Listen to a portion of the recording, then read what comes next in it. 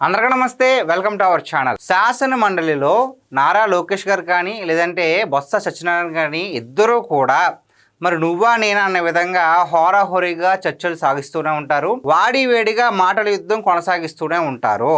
అయితే చాలామంది ఏమనుకుంటారంటే ఒకే రాజకీయ నాయకులు వేరే వేరే పార్టీలు కాబట్టి ఇద్దరి మధ్యన వైరం ఉంది అనుకుంటారు గ్యారంటీగా. అయితే నేటి తరం మొత్తం మనమంతా కూడా నేర్చుకోవాల్సింది ఏంటంటే రాజకీయాలే, వ్యక్తిగతమే. ఒక విషయం పైన రెండు పార్టీలు రాజకీయంగా మాట్లాడుకునేది ఒకలా ఉంటుంది. వాళ్ళే కనుక అసెంబ్లీని కానీ లేదంటే శాసన మండలిని కానీ బయటకు వస్తే వేరేలాగా మాట్లాడుకోవాలి అని అంటే మన తరతరాల నుంచి చూస్తున్నాం. అంటే ఎన్టీ రామారావు గారు లేదంటే చంద్రబాబు నాయుడు గారు, ఇప్పుడు నారా లోకేష్ గారు కూడా అదే బాటలో ఉన్నారు.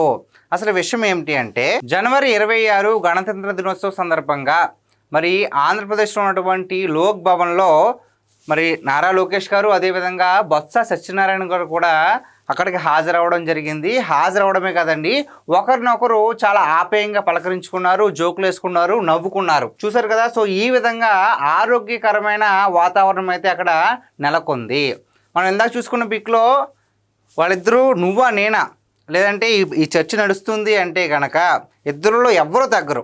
అంటే మరి వైసీపీ నుంచి బొత్స సత్యనారాయణ గారు కావచ్చు, లేదంటే టీడీపీ నుంచి మరి యువనేత అయినటువంటి లోకేష్ గారు కావచ్చు, ఎవరు కూడా ఒక పాయింట్ పట్టుకున్నారు అంటే ఇది తేలే వరకు కూడా ఇద్దరు కూడా తగ్గే వ్యక్తులు కాదు. సో ఆ విధమైన వ్యక్తులే ఇక్కడ మరి రాజకీయాలకు అతీతంగా ఒక సభకి అటెండ్ అయ్యాము, మనం ఒక కార్యక్రమానికి అటెండ్ అయ్యాము. ఓకే, ప్రత్యర్థులే, అది వేరే విషయం. అయితే కానీ పగలు ప్రతీకారాలు తీర్చుకునేటువంటి శత్రువులు కాదు కదా, మేము ప్రత్యర్థులు మాత్రమే, రాజకీయాల్లో ఉన్నాము. మీరు ఒక సమస్య తలెత్తితే దానికి పరిష్కారం మేము చూపిస్తామన్నట్లుగానే ఇక్కడ రాజకీయాలకు అతీతంగా మరి పెద్దవారి వయసులో బొత్స సత్యనారాయణ గారు, ఆయనతో మరి రీసెంట్గా కూడా శాసనమండలిలో చాలాసార్లు ఫైర్ అయ్యారు ఇద్దరు. అయినా సరే అవేమీ పట్టించుకోకుండా మరి చాలా ప్రశాంతకరమైన వాతావరణంలో వీళ్ళిద్దరూ కూడా నవ్వుతూ పలకరించుకున్నారు.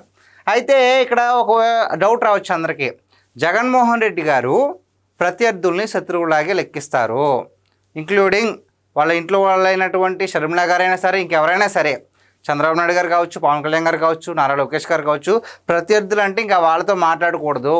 ఏ నేతలు మాట్లాడినా సరే, వాళ్ళతో ఎంత క్లోజ్గా ఉన్నా సరే మరి వాళ్ళని సస్పెండ్ చేయడమో లేదంటే ఇంకేదైనా చేయడానికి రెడీ అవుతూ ఉంటారు. ఒకసారి ఇదే తరహాలో నారా లోకేష్ గారిని దువ్వాడ శ్రీనివాస్ గారు పొగిడిన ఒకే ఒక్క కారణంతో, కేవలం పొగిడారు అన్న ఒక్క కారణంతో పార్టీ నుంచి సస్పెండ్ చేశారు. క్రమశిక్షణను ఉల్లంఘించారని ఒక్క కారణం చెప్పేసి ఆయన్ని సస్పెండ్ చేయడం జరిగింది పార్టీ నుంచి.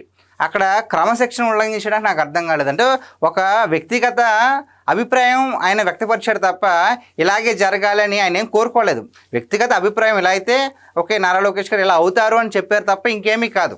అయితే దాన్ని కూడా వారవలాకైతే మరి వైసీపీ అధినేత అయినటువంటి జగన్మోహన్ రెడ్డి గారు ఆయన్ని ఆ విధంగా అయితే చేయడం జరిగింది.